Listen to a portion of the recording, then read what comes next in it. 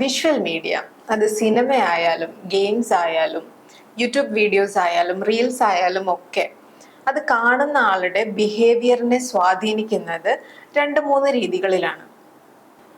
അതിലൊന്ന് overt influence ആണ്. ഇത് കുട്ടികളിലൊക്കെ നമുക്ക് പെട്ടെന്ന് കാണാൻ കഴിയും. അവർ ഒരു സിനിമ കണ്ടു കഴിഞ്ഞാൽ അതിലെ ഹീറോയെ പോലെ നടക്കാൻ ശ്രമിക്കുക, സംസാരിക്കുക, അതിലെ ഹീറോ ചെയ്ത കാര്യങ്ങളെല്ലാം ചെയ്യുക, നല്ലതും ചീത്തയോ ആയ എല്ലാ കാര്യങ്ങളും അനുകരിക്കാൻ അവർ ശ്രമിക്കുക. ഇതെല്ലാവരിലും ഉണ്ടാവുന്നതല്ല. പക്വത എത്താത്ത ഒരു ഏജ് ഗ്രൂപ്പിൽ, അതായത് കുട്ടികളില്, ടീനേജേഴ്സില്, കോളേജ് ഗോയിങ് ആയിട്ടുള്ള യങ് അഡൾട്ട്സ്, ആ ഒരു ഏജ് ഗ്രൂപ്പിൽ ഒക്കെയാണ് ഇത് കൂടുതലായിട്ട് കാണാൻ കഴിയുക. മുതിർന്നവരിൽ ഇത് വളരെ കുറവായിരിക്കും.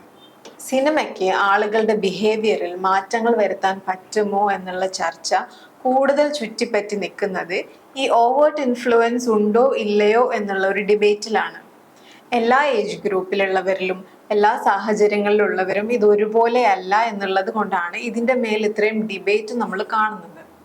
ഒരു സിനിമ കണ്ട് അതിൽ നിന്ന് ഇൻസ്പയർഡ് ആയി ഒരാൾ കൊലപാതകം ചെയ്യുന്നതും അതേ സിനിമ കണ്ടിട്ടുള്ള ലക്ഷക്കണക്കിന് ആളുകൾ അത്തരം പ്രവൃത്തികളിലേക്ക് പോവാതിരിക്കുന്നതും ഈ വ്യത്യാസം കൊണ്ടാണ്.